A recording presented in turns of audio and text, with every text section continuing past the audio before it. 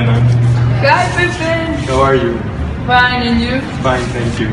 Hey, can you help me? I have a philosophy exam tomorrow, and I don't know about Enlightenment. The Enlightenment. Yes. Well, the Enlightenment started when people started to focus their attention on themselves. They forgot all about God and religion. And when they said, like, God doesn't rule your life, then they started to look for new inventions that will explain how the world works. So they try to focus on reason instead of religion. Yes, they use reason to discover these natural laws. And these natural laws are the laws that govern nature itself. These new ideas that reason could solve political and economical social problems in France, well, all over the world, like also in Italy.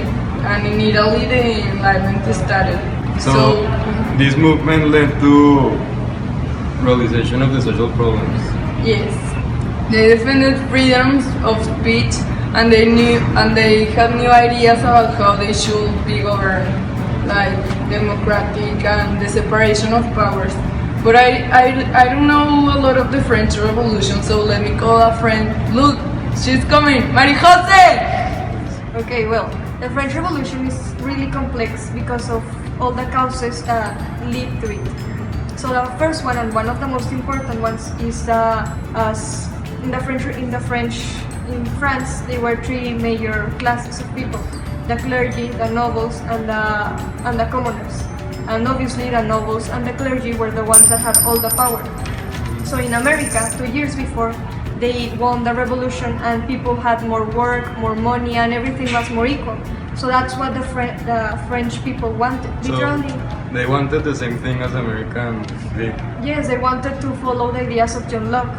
Okay. So they wanted to follow that, and that's why they wanted that idea of having a new kind of political system. Yes. They didn't agree with the one they have now. So they started to revolutionize. Their ideas changed, and that's why they wanted to overthrow the government. So literally, they did their own